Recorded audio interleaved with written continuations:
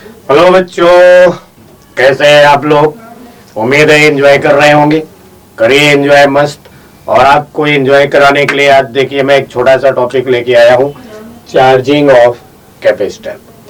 काफी प्रॉब्लम होती है इस पे बेस्ड, और मेंस के अलावा एडवांस में भी ये टॉपिक इम्पोर्टेंट होता है। तो आज हम लोग देखते हैं भाई चार्जिंग ऑफ कैपेसिटर। तो यहाँ पे देखिए भाई, एक सर्किट हमने यहाँ पे ड्रॉ कर लिया और इसमें एक हमने कैपेसिटर लगा लिया। अब देखिए कैपेसिटर हमने लगा लिया यहाँ पे, तो एक एक कंपोनेंट को पहले हम लोग समझते हैं, देन चार्जिंग की फिर बात करते हैं। तो यहाँ ये कैपेसिटर हो गया, और जैसे ही हम ये की ऑन करेंगे, स्विच ऑन करेंगे, तो इस समय देखिए ये बैटरी है, और बैटरी का तो पोटेंशियल हो गया ई यानी ईएमएफ के बराबर। सेल में कोई चार्ज नहीं है क्योंकि स्विच हमने ऑन किया है t इज इक्वल टू 0 पे। अब t इज इक्वल टू 0 पे स्विच ऑन किया गया तो कैपेसिटर में कोई चार्ज नहीं। अब कैपेसिटर में कोई चार्ज नहीं तो कैपेसिटर के क्रॉस जो पोटेंशियल होना चाहिए वो पोटेंशियल भी नहीं होगा। फिर क्या होगा, कहेंगे आप कैपेसिटर और चार्जिंग सोर्स यानी बैटरी के बीच में जो पोटेंशियल डिफरेंस होगा वो पोटेंशियल डिफरेंस ईएमएफ के बराबर होगा। तो कहेंगे ये तो दिख रहा है हमको, इससे क्या होगा।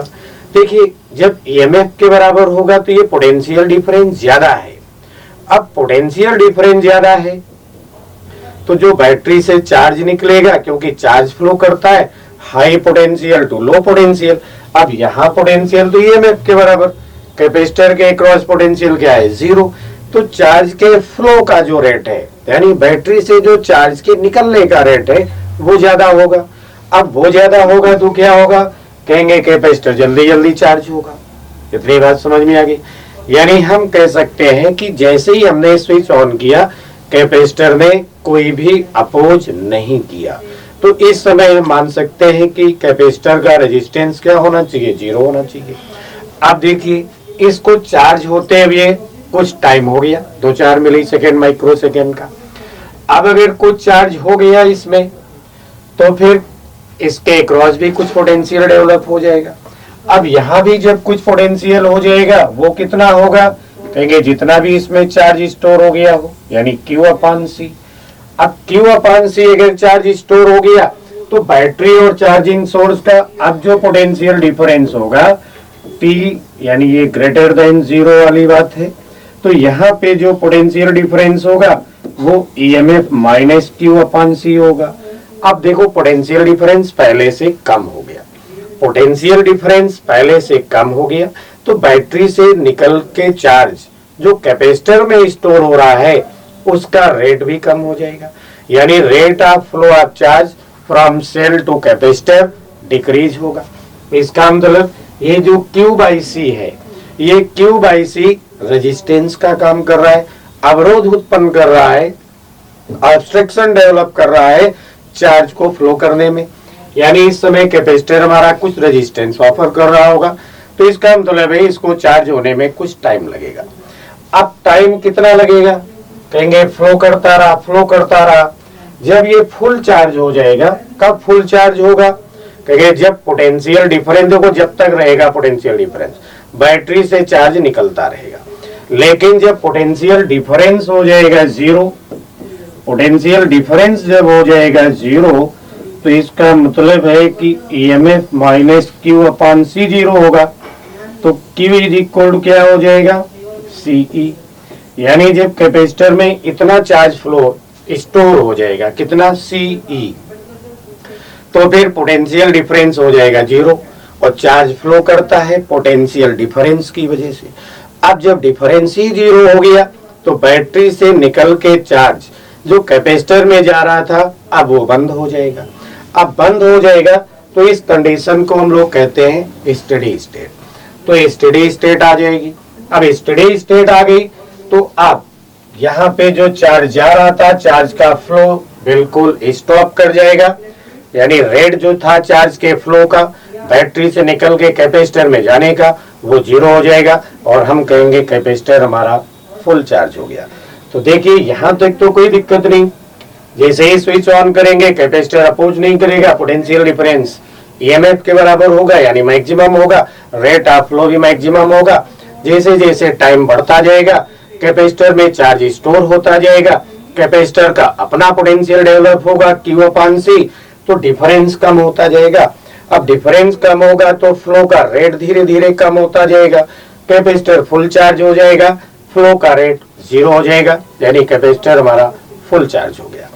अब कैपेसिटर फुल चार्ज हो गया तो ये कंडीशन जितनी आसानी से हम लोगों ने समझ लिया, ये प्रोसेस कैसे होगा यानी किस तरीके से ये चार्ज होगा।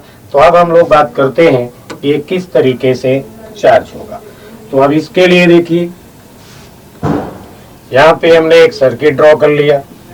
अब एक कैपेसिटर लगा दिया यहाँ पे, कैपेसिटर के साथ में एक रेजिस्टेंस भी हमने यहाँ लगा लिया और इन दोनों को एक चार्जिंग सोर्स यानी बैटरी से कनेक्ट किया। बैटरी का ईएमएफ कितना है E, फिर हमने एक की लगा ली इसमें और ये सर्किट अपना कंप्लीट हो गया। अब कंप्लीट हो गया तो जब हम t = 0 पे स्विच ऑन करेंगे तो हमें पता है कि पोटेंशियल डिफरेंस मैक्सिमम है, तो इस समय रेट ऑफ फ्लो क्या होगा, मैक्सिमम होगा। तो जब टाइम की वैल्यू थोड़ा सा इंक्रीज हो गई, थोड़ा सा, कितना थोड़ा सा इंक्रीज हो गई, 2-4 मिली माइक्रो सेकेंड। अब थोड़ा सा भी जब टाइम बढ़ गया तो यहाँ पे कुछ चार्ज आ गया। अब चार्ज आ गया तो ये प्लेट पॉजिटिव हो गई, ये नेगेटिव हो गई और यहाँ पे भी जो है ना करंट होगा।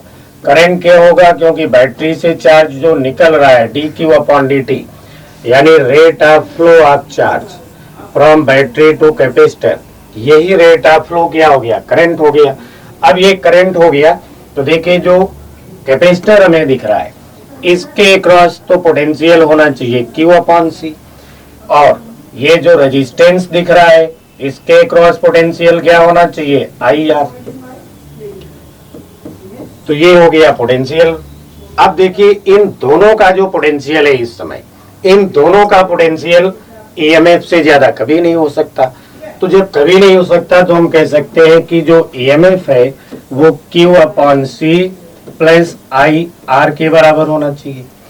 अब यहां से अगर हम IR कैलकुलेट करें तो IR कितना हो जाएगा, E - Q/C होगा।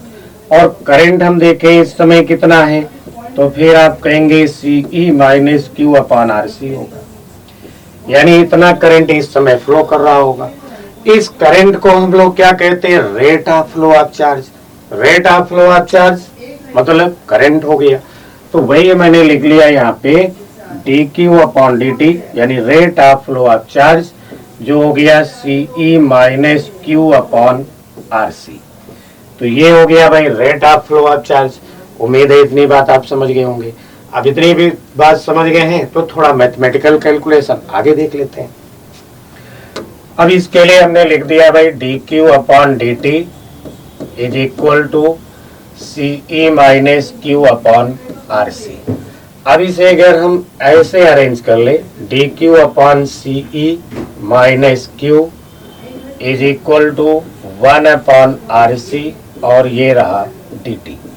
अब इसको अगर हम इंटीग्रेट कर लें, इंटीग्रेट करने के लिए देखिए जब टाइम था 0 तो कैपेसिटर भी हमारा क्या था, अनचार्ज था। अनचार्ज मतलब कैपेसिटर में कोई चार्ज नहीं था। अब t टाइम तक कैपेसिटर में कितना चार्ज स्टोर हो गया वो हम इसको इंटीग्रेट करके मालूम कर देते हैं। इंटीग्रेट करने के लिए भी बहुत आसान सा एक फॉर्मूला होता है, जैसे यहाँ पे लिखा है dx/a - bx। अब अगर हमें इसे इंटीग्रेट करना हो, लिमिट क्या है R1 से R2 तक, तो x को जब हम इंटीग्रेट करते तो पहले x के कोफिशिएंट से मल्टीप्लाई करते यानी -1/b, फिर यहाँ पे लिख देते log। अब ये हो गया था a - br2 upon a - br1 और ये फंक्शन हमारा इंटीग्रेट हो गया। तो इस फॉर्मूले का इस्तेमाल करेंगे इसको इंटीग्रेट करने के लिए। तो फिर ये होना चाहिए था माइनस, क्योंकि q का कोफिशिएंट क्या है -1, तो ये हो गया माइनस और ये रहा log।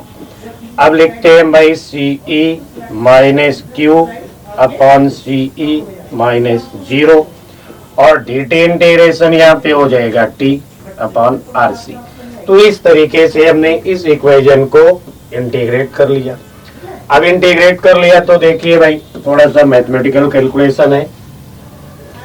तो ये हो गया भाई यहाँ पे log CE minus q upon CE is equal to minus t upon RC। यानी ये जो माइनस हमारे पास इधर दिख रहा था इसको मैंने शिफ्ट कर दिया। अब शिफ्ट कर दिया तो ये बन गया एक्सप्रेशन। अब log को भी अगर हम हटा लें तो ये हो गया 1 minus q upon CE is equal to e की power minus t upon RC। क्योंकि जब log हटाएंगे तो एक्सपोनेंशियल पावर लगा लेंगे। तो यहां से मिलेगा हमको q upon CE is equal to 1 minus e की power minus t upon RC, या q इज इक्वल टू हो गया भाई CE और ये हो गया 1 माइनस 1 अपॉन e की पावर t बाई RC। तो इस तरीके से हमने इसको इंटीग्रेट कर लिया और हमें पता चल गया कि t टाइम पे कैपेसिटर में कितना चार्ज स्टोर होगा, यानी t टाइम तक कैपेसिटर हमारा कितना चार्ज हो जाएगा। तो इस तरीके से मैंने कैलकुलेट कर लिया। अब इसमें थोड़ा सा और कुछ देखते हैं। इतना क्लियर हो गया तो आगे देखते हैं। फिर अब आगे के लिए अभी हमने लिखा कि जो Q है वो हो गया CE। फिर क्या लिखा मैंने 1 माइनस 1 अपॉन e की power minus t upon RC। अब एक एक बात यहाँ पे डिस्कस करते हैं। देखिए पहले तो हम लोगों ने पढ़ा था कि जो एक्सपोनेंशियल पावर होती है, यानी एक्सपोनेंशियल पावर जो होती है वो डायमेंशन लेस होती है। अब एक्सपोनेंशियल पावर अगर डायमेंशन लेस होगी तो इसका मतलब फिर ये T और RC एक रेशियो होना चाहिए। T और RC रेशियो, क्योंकि रेशियो क्या होते हैं, डायमेंशन लेस होते हैं। तो यहां से पता चला कि जो T और RC इन दोनों के यूनिट और डायमेंशन क्या होना चाहिए, सेम होना चाहिए। इसलिए इस RC को हम लोग कहते हैं टाइम कांस्टेंट। तो RC को कहा जाता है टाइम कांस्टेंट। क्यों कहते हैं? क्योंकि इसकी जो यूनिट और डायमेंशन होती है वो टाइम के जैसी होती है। यानी यूनिट क्या होगी इसकी, सेकेंड होगी। डायमेंशन अगर इसका लिखें तो क्या होगा, T होगा। तो unit and dimension of RC is same and unit and dimension of RC is same, then RC is known as time constant of circuit। और इसके बाद में तो ये तो बात समझ में आ गई। अब देखते हैं फिर इस एक्सप्रेशन में चलते हैं हम लोग। अब यहाँ जब पहुंचे तो मैंने फिर कह दिया कि चलिए जब टाइम 0 था, तो जब टाइम 0 था तो कितना चार्ज था वो भी पता है हम लोगों को कि 0 चार्ज था। फिर भी अगर हम अपने इस कैलकुलेशन में देखें तो यहाँ टाइम की वैल्यू हमने लिख दिया भाई 0। अब जिसकी पावर 0 हो जाती है वो तो 1 हो जाता है। तो e की पावर 0 क्या हो जाएगा, 1। यानी उस समय कैपेसिटर में चार्ज क्या था, 0। तो 0 टाइम पे जब हमने स्विच ऑन किया कैपेसिटर हमारा अनचार्ज था, उसमें चार्ज 0 था। और हमारे इस एक्सप्रेशन से भी क्लियर हो गया कि उसमें उस समय चार्ज 0 था। अब हमने कहा कि चलो कोई बात नहीं, तो ये फुल कब चार्ज होगा, तो इसके लिए हमने कह दिया कि मान लो टाइम इस समय क्या हो चुका है, इनफाइनाइट, यानी बहुत सारा टाइम लग गया। बहुत सारे टाइम के बाद में क्या होगा, तो जब टाइम को हमने इनफाइनाइट कर दिया तो Q इज इक्वल क्या हो गया भाई CE, और ये रहा 1 माइनस e की पावर, अब टाइम की जगह पे इंफिनिटी लिख दिया हमने, तो 1 अपॉन इंफिनिटी, ये तो हो गया भाई 0। तो चार्ज कैपेसिटर में कितना स्टोर हुआ, CE। C क्या है, कैपेसिटी, और E हो गया मैक्सिमम पोटेंशियल। यानी जब बहुत सारे टाइम तक हम कनेक्ट करके रखेंगे कैपेसिटर को बैटरी के साथ, तो बैटरी का जितना पोटेंशियल है वो सब कहाँ पहुंच गया, कैपेसिटर के क्रॉस। पोटेंशियल डिफरेंस क्या हो गया, 0 हो गया। अब पोटेंशियल डिफरेंस 0 हो गया तो कैपेसिटर फुल चार्ज, और फुल चार्ज कितना हो गया, CE। इसमें E हो गया EMF, C हो गया कैपेसिटेंस। तो इस तरीके से थ्योरेटिकली कैपेसिटर को फुल चार्ज होने में इनफाइनाइट टाइम लगेगा। अब ये इनफाइनाइट टाइम थ्योरेटिकली है, प्रैक्टिकली तो बहुत कम होता है, क्योंकि हम लोग कैपेसिटेंस को लिखते हैं माइक्रोफैरेड में। तो इसका मतलब है ये जो टाइम कांस्टेंट है ये भी माइक्रो फैरेड पिको फैरेड की रेंज का होगा, नैनो फैरेड की रेंज का। तो माइक्रो फैरेड के कंपैरिजन में यानी माइक्रो सेकेंड के कंपैरिजन में 1 सेकेंड क्या हो गया, इनफाइनाइट हो गया। तो बस इतना ही टाइम लगता है कैपेसिटर को चार्ज होने में। और एक बात देखते हैं फिर आगे बढ़ते हैं। यानी अगर हम कहें कि नहीं हम तो कैपेसिटर को एक टाइम कांस्टेंट तक चार्ज करेंगे, यानी 1 टाइम कांस्टेंट तक कितना चार्ज होगा, तो 1 टाइम कांस्टेंट का मतलब हो गया भाई T is equal to RC। अब जब T को हम RC लिखते तो Q इज इक्वल टू हो गया था CE 1 माइनस 1 अपॉन E, क्योंकि अब हो गया RC अपॉन RC। तो RC अपॉन RC क्या हो गया, CE 1 माइनस 1 अपॉन E। अब E भी हम लोग जानते हैं कितना होता है, तो 2.718। तो 1 अपॉन हमने लिखा 2.718 और इसे कैलकुलेट किया तो ये मिल गया 0.63 CE। और ये जो CE है इसे हम लोग कहते हैं Q नॉट।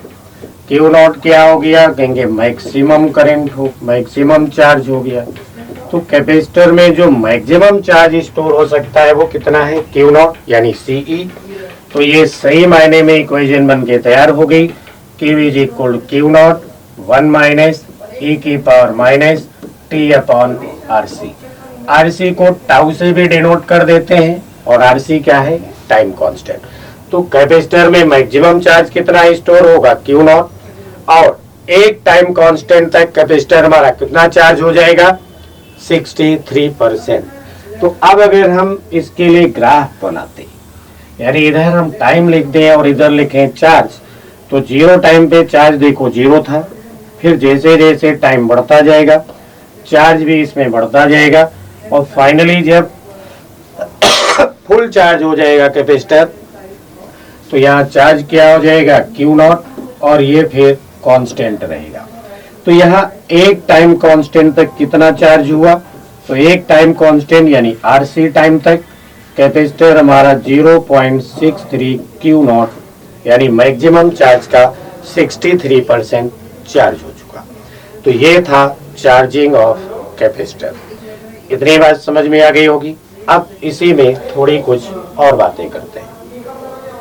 तो और बातों के लिए देखिए, फिर अभी तो मैंने चार्ज कर लिया, तो अब ये जो कैपेसिटर हमारा दिख रहा है, इस कैपेसिटर में हम लोगों ने कहा कि चार्ज तो इस तरीके से स्टोर हो रहा होगा, Q नॉट 1 माइनस E की power minus T upon RC।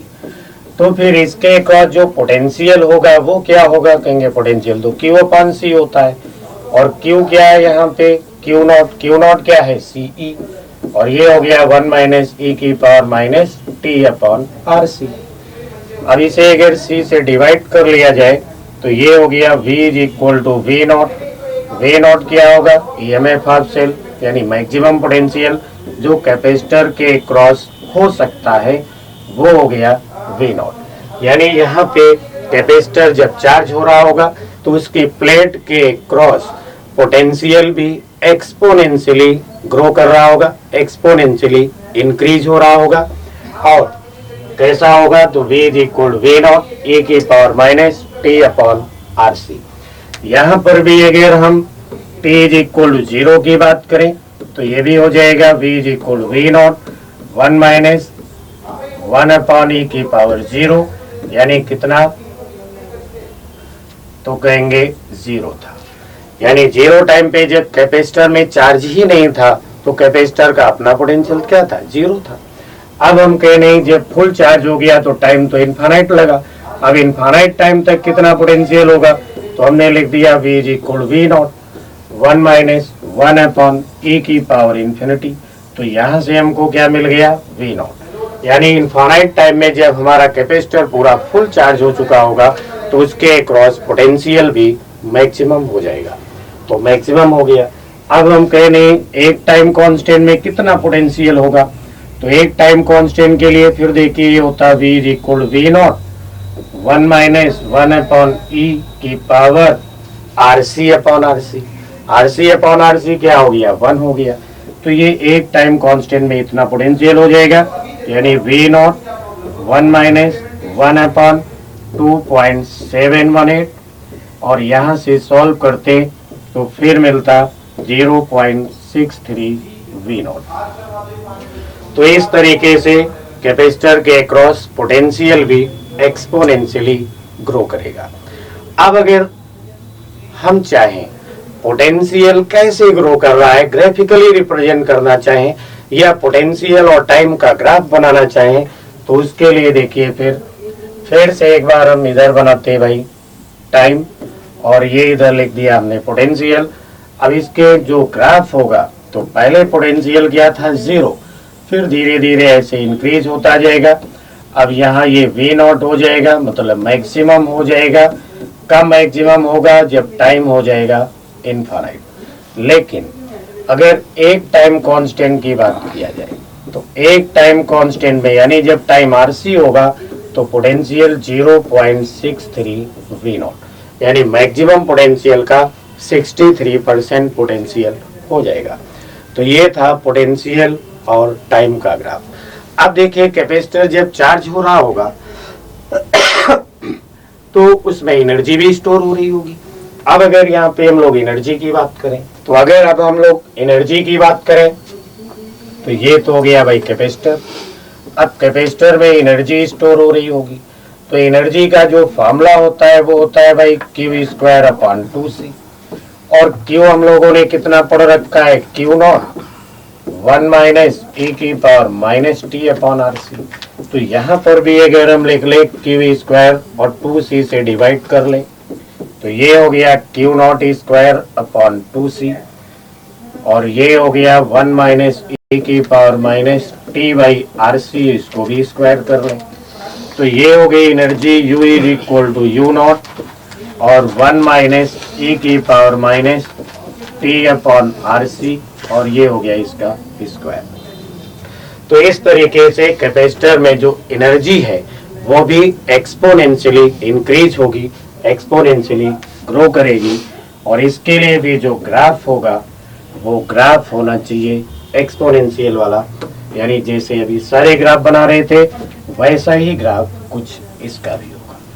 तो ये इस तरीके से कैपेसिटर में एनर्जी स्टोर होती जाएगी। तो मेरे ये बात समझ में आ गई होगी। अब बात कर लेते हैं कि जिस ब्रांच में कैपेसिटर लगा था वहां मैंने रेजिस्टेंस भी लगाया था। तो रेजिस्टेंस लगा था, कैपेसिटर फुल चार्ज हो गया या उस ब्रांच से करंट कैसे फ्लो कर रहा होगा तो इसको भी हम लोग डिस्कस कर लेते हैं, फिर आगे बढ़ते हैं। तो यहाँ पे देखिए हमने एक कैपेसिटर लगा रखा था, फिर हमने यहाँ पे रेजिस्टेंस लगा रखा था और ऐसे ये बैटरी हुआ करती थी। इधर हमने की लगा रखा था। फिर जब हमने स्विच ऑन किया तो जब स्विच ऑन किया तो यहाँ से जो चार्ज फ्लो कर रहा है वो है Q = Q not 1 minus e⁻t/RC। यानी यहाँ पे जो चार्ज ग्रो कर रहा है वो Q हो गया भाई CE और 1 माइनस e⁻t/RC। तो इसके फ्लो का रेट क्या है अगर हम देखें dQ/dt तो dQ/dt फिर क्या हो गया CE।